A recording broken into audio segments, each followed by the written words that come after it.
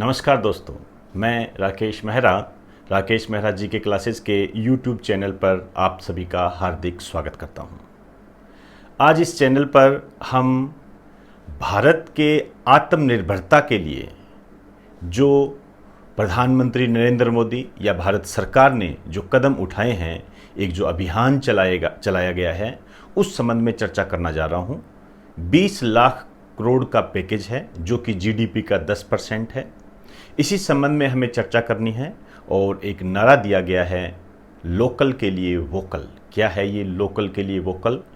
इसी वीडियो में हम इसको जानने का प्रयास करेंगे। तो हेडिंग डाल दीजिए या पेज के बीच में लिखिए,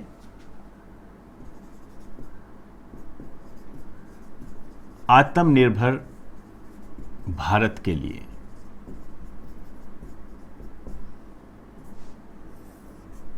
कहने का मतलब ये है कि भारत को आत्मनिर्भर बनाने के लिए भारत सरकार ने एक अभियान चलाया है। उसका नाम है आत्मनिर्भर भारत अभियान।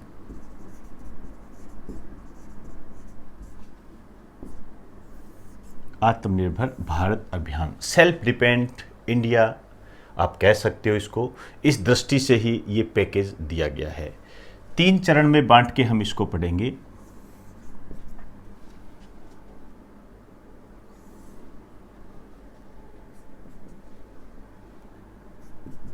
एक तो आर्थिक पैकेज की बात करेंगे हम,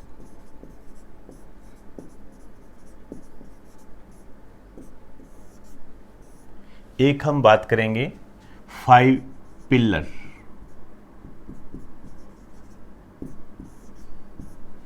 एक हम बात करेंगे नारा। क्लियर? सबसे पहले मैं बात करूंगा आर्थिक पैकेज की। तो आर्थिक पैकेज तो दिया है, ये दिया है 20 लाख करोड़ का। अब इस संबंध में कैसे क्वेश्चन बनते हैं, इसी को हम जानने का प्रयास करेंगे। एक तो 2-3 बातें ध्यान रखना है, इसमें पिछले राहत पैकेज शामिल है।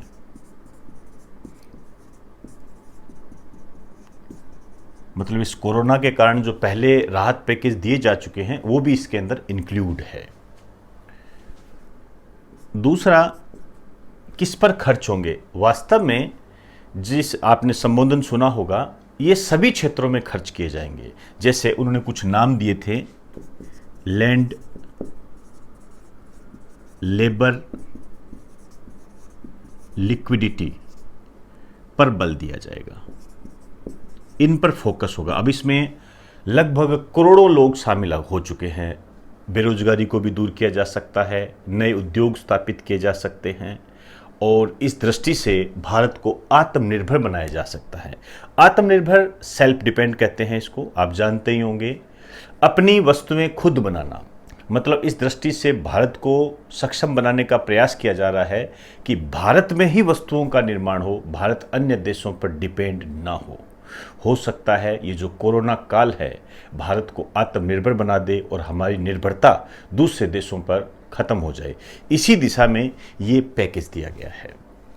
अब देखिए, बड़ा पैकेज है ये, 20 लाख करोड़ का है।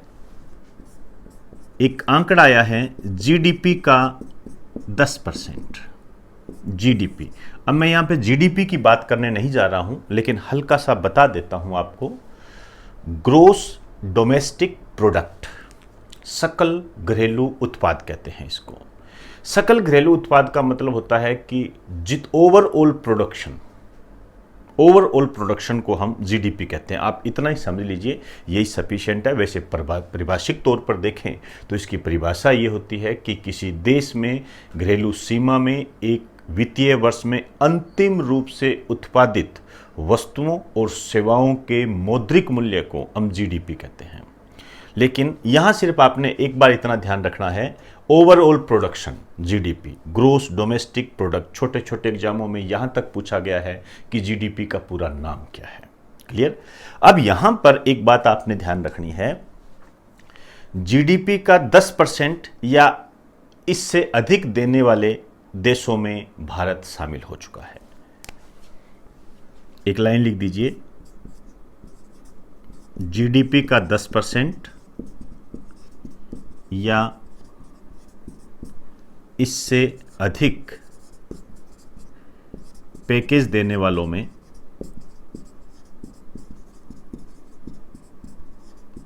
भारत शामिल। अब यहां भारत शामिल हो गया, तो कौन से देश है जहां पर ये दिया जा रहा है? सबसे ज्यादा जो पैकेज दिया है वो जापान ने दिया है, 21.1%। कहने का मतलब ये है कि जापान ने अपनी जीडीपी का लगभग 21% दिया है। दूसरे नंबर पर है अमेरिका, इसने 13% दिया। मैं आज की स्थिति बता रहा हूं।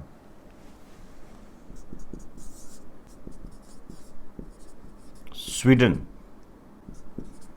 12%, जर्मनी 10.7%।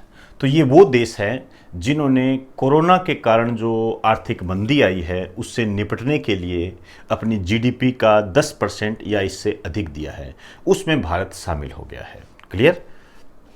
तो इस दृष्टि से यहां पर आपसे क्वेश्चन बन सकता है। मैं आज की डेट की बात कर रहा हूं, कल हो सकता है कौन सा ज्यादा पैकेज दे दे, फिर वो स्थितियां बदल जाएगी। यही जीके हैं। आज के टाइम में यदि आपसे क्वेश्चन बने कि सर्वाधिक आर्थिक पैकेज देने वाला देश कौन सा है, जापान, और भारत इसमें कौन से नंबर पर शामिल है? 5वें नंबर पर। 5वें नंबर पर यहां पर भारत आ जाता है। लेकिन अभी इसमें ज्यादा जल्दबाजी ना करें, क्योंकि हो सकता है ये आंकड़े बदले। ठीक है, तो ये थोड़ा सा आपने सतर्क रहना है इस मामले में। क्लियर? और जैसे जैसे कोई नया आंकड़ा आएगा हमारे पास तो हम इसको अपडेट करा देंगे। क्लियर? अब हम बात करेंगे 5 पिलर की। जैसे पहला पिलर इन्होंने बताया इकोनॉमी। ओबियसली बात है, इकोनॉमी को मजबूत करना पड़ेगा, और इकोनॉमी को मजबूत करने के लिए ही आत्मनिर्भरता को अपनाना पड़ेगा।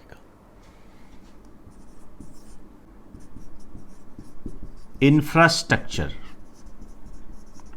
इंफ्रास्ट्रक्चर का एक पिलर बताया, आप इसको अवसंरचना कह सकते हो। इंफ्रास्ट्रक्चर का मतलब ये होता है जैसे सड़क निर्माण, हवाई सुविधाएं, अन्य ऐसे संसाधन जो कि हमारे आर्थिक विकास को गति दे, उससे रिलेटेड होता है। आप ये कह सकते हो आधुनिक भारत की संरचना। भाई कैसा हो भारत?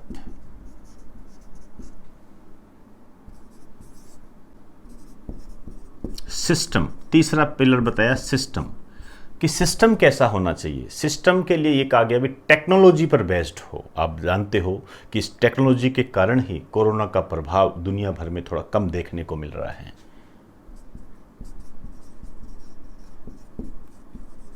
टेक्नोलॉजी पर बेस्ड।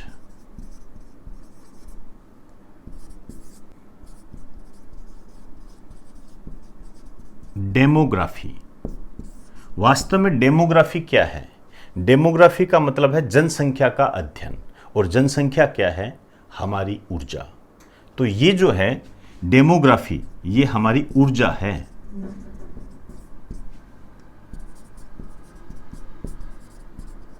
जो भारत को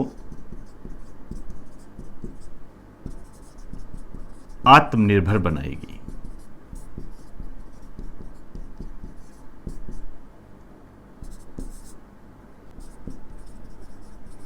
और 5वां पिलर जो बताया गया है वो डिमांड है, मांग जनरेट करना। मांग जनरेट जो करेगा ये पैकेज करेगा। ये जब पैसा मार्केट में आएगा, पैसा मार्केट में आएगा तो ओबियसली बात है लोन के माध्यम से या अन्य किसी माध्यम से ये लोगों तक जाएगा, चाहे वो रोजगार के रूप में हो, चाहे वो निवेश के रूप में हो, किसी भी तरीके से जब वो जाएगा तो वो रोजगार पैदा करेगा। रोजगार पैदा करेगा तो लोगों की इनकम होगी, इनकम होगी तो मांग जनरेट होगी, और जब मांग जनरेट होगी तो उत्पादन को बढ़ावा मिलेगा। ये इसकी थ्योरी होती है। तो डिमांड, डेमोग्राफी, डेमोग्राफी मैंने पहले ही बता दिया, जनसंख्या। भारत की जनसंख्या ही है, भारत की जनसंख्या को क्या प्रतीक माना गया है? एनर्जी का, और यही एनर्जी भारत को आत्मनिर्भर बनाएगी और इस अभियान को सफल बनाएगी। सिस्टम टेक्नोलॉजी बेस्ड होना चाहिए। आप जानते हो बगैर टेक्नोलॉजी के आगे बढ़ना नामुमकिन सा लगता है। इंफ्रास्ट्रक्चर सड़क निर्माण या अन्य कोई भी, मान लीजिए सड़क निर्माण भी कह दोगे तो ये औद्योगिक विकास को बढ़ावा देने में महत्वपूर्ण भूमिका निभाता है। फॉर एग्जाम्पल, यदि मेरे को गांव में फैक्ट्री खोलनी है तो मुझे वहाँ की सड़क व्यवस्था, वहाँ जो व्यवस्था है, जो भी मुझे जाने की व्यवस्था है, हवाई मार्ग है, वो यदि A1 होगा तो मैं वहीं पर फैक्ट्री खोलूँगा, अन्यथा वहाँ फैक्ट्री नहीं खोल पाऊँगा यदि वहाँ पर ऐसी सुविधाएं नहीं होगी। अपनी इकोनॉमी को मजबूत करना और सर्वश्रेष्ठ इकोनॉमी में शामिल होना, ये एक पिलर के रूप में बताया गया है। क्लियर? अब देखिए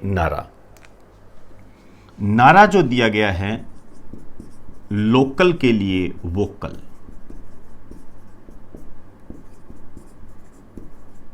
लोकल के लिए वोकल, देखिए बहुत ही महत्वपूर्ण बात है। लोकल का मतलब क्या है? स्थानीय का मतलब यहां पर है स्वदेशी, मतलब स्वदेशी वस्तुओं का इस्तेमाल करो। और वोकल मतलब बताना और उसका प्रचार करो। आप ये कह सकते हो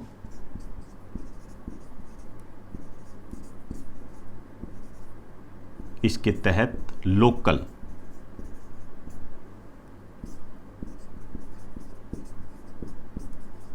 स्वदेशी वस्तुएं,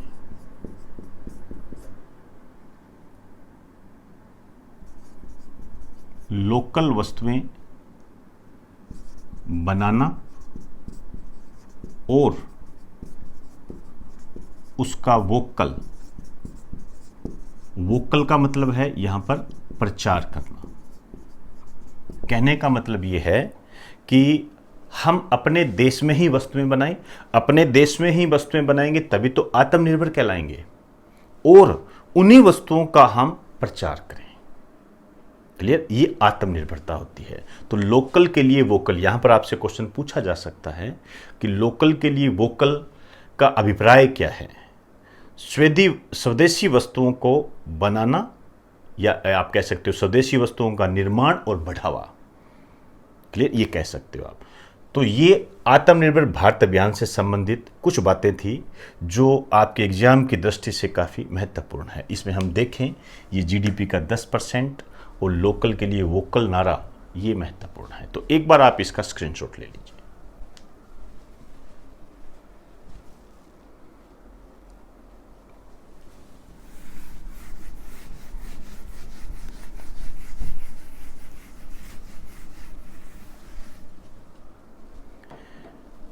आज के न्यूज़पेपर में बेरोजगारी से संबंधित कुछ बात कही गई है, उसको मैं चर्चा का विषय बनाना चाहता हूं। और छोटा सा टॉपिक है, आपको थोड़ा सा सतर्क रहना पड़ेगा।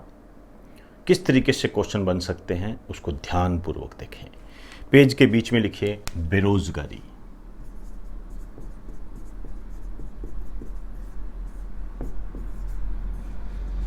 इसे हम दो पार्ट्स में बांटेंगे। एक तो हम बात करेंगे स्थिति, कंडीशन क्या है। दूसरी हम बात करेंगे प्रभावित राज्य, और प्रभावित राज्यों में ही हम दो पार्ट्स में इसको डिवाइड करेंगे। एक हम कहेंगे सर्वाधिक, मतलब सबसे ज़्यादा कौन प्रभावित हुआ है बेरोजगारी से, कहाँ पर बेरोजगारी की दर ज़्यादा है, और सबसे कम कौन से प्रभावित हुए हैं, न्यूनतम कौन सी है। क्लियर? पहले बेरोजगारी की स्थिति पर बात करते हैं हम। देखिए, मई 2019 से लेकर फरवरी 2020, इस काल में जब हम देखते हैं तो बेरोजगारी की दर कभी बढ़ी कभी घटी, ऐसा क्रम चलता गया। तो आप यहां पर कह सकते हो, इस तीर पे लिख दीजिए उतार चढ़ाव की स्थिति। उतार चढ़ाव की स्थिति रही, लेकिन जैसे ही मार्च आया, आप देखिए यहाँ पर लॉकडाउन की स्थितियाँ प्रारंभ हो गई थी। मार्च 2020 आया और अप्रैल 2020, मैं यहाँ पर इसी मंथ के आंकड़े पेश करूँगा। अप्रैल 2020, यहाँ पर आंकड़े एकदम से नीचे आ गए। आप आंकड़ों पर गौर करें, 8.74%, 8.5% आप कह सकते हो, ये सीधे औंधे मुंह गिरी अप्रैल, एक महीने के अंदर अंदर ही। 23.52%, अब आप देखिए 23.52%, आप मोटे तौर पर कह दीजिए भाई 9% से लेकर 24% तक एक महीने के अंदर इतना प्रभाव रहा ये। तो ये जो दो आंकड़े हैं ये आपके लिए इंपॉर्टेंट है। तो कोई हैरत नहीं है आपसे कितना जंप किया या कितनी, या आप कह सकते हो वृद्धि हुई, बेरोजगारी में कितनी वृद्धि हुई।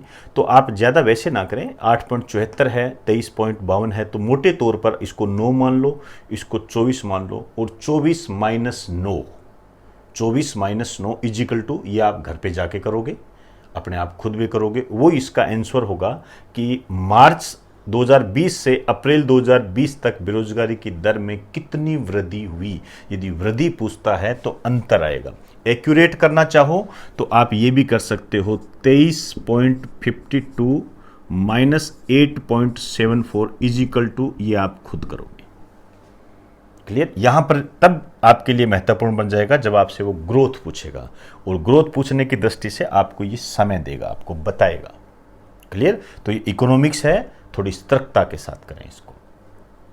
अब देखिए सर्वाधिक प्रभावित है, अब यहां एक अकेला राज्य मत लो, चाहे केंद्र शासित प्रदेश वगैरह क्षेत्र भी ले लीजिए।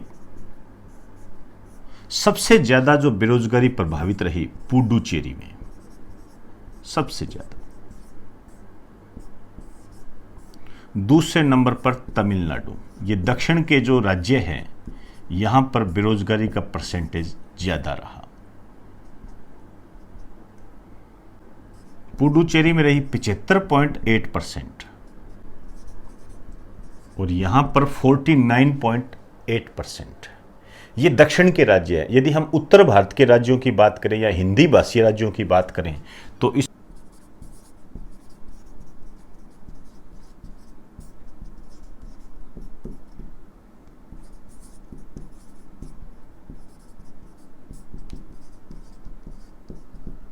ये कुछ आंकड़े रहे।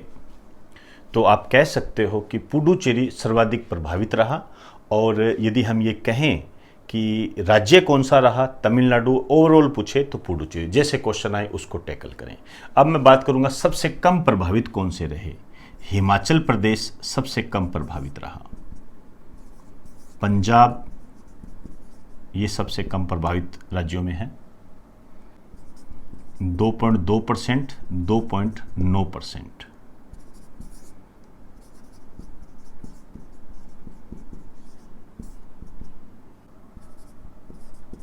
%3.4। अब देखिए यहां पर आंकड़ों के जाल में उलझने की कोई आवश्यकता नहीं है। ये मैंने सिर्फ आपको एक समझाने की दृष्टि से बताया है। आप ओनली यदि स्टेट भी याद कर लेते हो या स्थान भी याद कर लेते हो तो आपका काम चल जाएगा।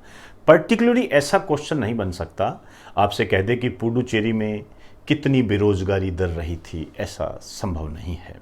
ठीक है, और फिर भी मोटे तौर पर याद रखो तो 75% कर लीजिए। और राज्य में देखें तो ये आपका तमिलनाडु हो जाएगा। सबसे कम प्रभावित हिमाचल रहा कोरोना काल में। यहां पर राजस्थान के बारे में आपको बता दूं, राजस्थान में जो बेरोजगारी की दर रही है इस दौरान 17.7%। ये जो आरपीएससी के बच्चे हैं ये थोड़ा गौर कर लें। क्लियर? तो ये बेरोजगारी की स्थिति है। एक बार आप इसका स्क्रीनशॉट ले लीजिए।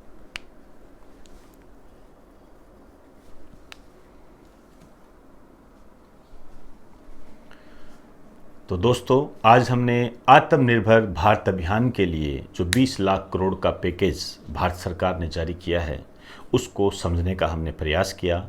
आगे भी इससे संबंधित कई बातें आएगी, ज़रूरी बातें हुई, आपके एग्ज़ाम की दृष्टि से, तो उसको आपको मैं अपडेट कराता रहूँगा। और आप भी न्यूज़पेपर के टच में बने रहें, ताकि कोई भी नई चीज़ आए तो उसको आप सतर्कता के साथ अपने नोट्स में शामिल कर लें। और यही पढ़ने का सबसे बढ़िया तरीका होता है। आपके सिस्टमेटिक और अपडेटेड नोट्स जो है, यही आपके कामयाबी के कारणों में शामिल होंगे।